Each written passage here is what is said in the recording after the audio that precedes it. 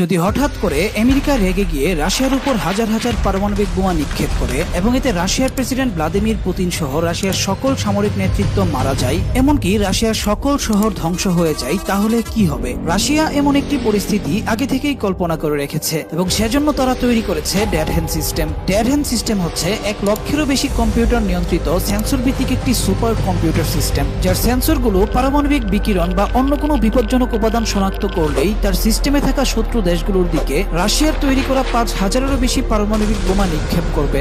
সবচেয়ে অবাক করা ব্যাপার হচ্ছে এই সিস্টেম চালাতে কোনো মানুষের প্রয়োজন নেই, সবকিছু স্বয়ংক্রিয়ভাবে তৈরি করা আছে। ডেড হ্যান্ড সিস্টেম চালু হলে শুরুতে এটি রাশিয়ার প্রেসিডেন্ট অফিসে একটি সিগন্যাল পাঠাবে। প্রেসিডেন্ট অফিস থেকে যদি কোনো সাড়া না আসে তখন এটি ধরে নেবে সবকিছু শেষ, আর তখন এটি শুরু করবে প্রতিশোধের ভয়ঙ্কর তাণ্ডব ক্রীড়া, যা পুরো পৃথিবীকে ধ্বংস করতে যথেষ্ট। 250টি পারমাণবিক বোমার বিস্ফোরণ, এমনটা একবার রাশিয়া করতে চেয়েছিল, তাও শুধুমাত্র একটি খাল খনন করার জন্য। রাশিয়ার ইচ্ছা ছিল পেছোয়া এবং কামা নামের 2টি নদীকে সংযুক্ত করে তাদের পানি প্রবাহ ভলগা নদীতে নিয়ে যাওয়া, যাতে তারা মৃতপ্রায় ক্যাসপিয়ান সাগরকে শুকিয়ে যাওয়া থেকে রক্ষা করতে পারে। রাশিয়া এই প্রজেক্টের নাম দেয় টাইগা এবং এই প্রজেক্টে তারা ট্রেডিশনাল যন্ত্রপাতি ব্যবহার না করে খননের জন্য পারমাণবিক বোমা ব্যবহার করার সিদ্ধান্ত নেয়। শুরুতে তারা 3টি বোমার বিস্ফোরণ ঘটায়, যার প্রতিটির ওজন ছিল 15 কিলোটন। এই বিস্ফোরণে একটি খাল সৃষ্টি হয়, যার দৈর্ঘ্য 700 মিটার এবং প্রস্থ 380 মিটার। সায়েন্টিস্টরা এই টেস্টকে নিরাপদ ঘোষণা করলেও তেজস্ক্রিয়তা পুরো রাশিয়ায় ছড়িয়ে পড়ে। এতে পরিবেশের মারাত্মক ক্ষতি হয় এবং আন্তর্জাতিকভাবে নেগেটিভ রিঅ্যাকশন আসতে থাকে, যার ফলে প্রজেক্টটি বন্ধ করে দেওয়া হয়। কিন্তু সেই 3টি বিস্ফোরণের ফলে তৈরি হওয়া লেকটি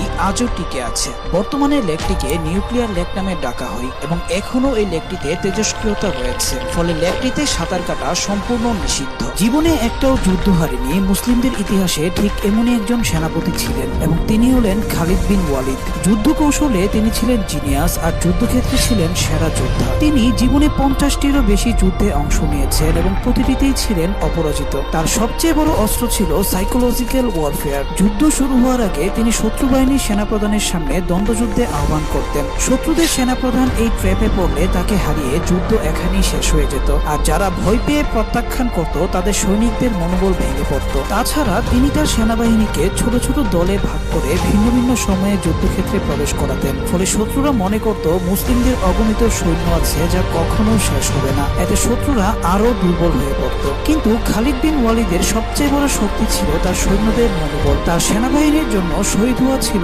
সবচেয়ে বড় সম্মান। একবার শত্রুরা আত্মসমর্পণ করতে অস্বীকার করলে তিনি বলেছিলেন, যদি তোমরা আত্মসমর্পণ না করো তবে যুদ্ধ ছাড়া কোনো পথ নেই, আর তোমাদের সামনে এমন সব যোদ্ধা থাকবে যারা মৃত্যুকে ঠিক ততটা ভালোবাসে যতটা তোমরা জীবনকে ভালোবাসো।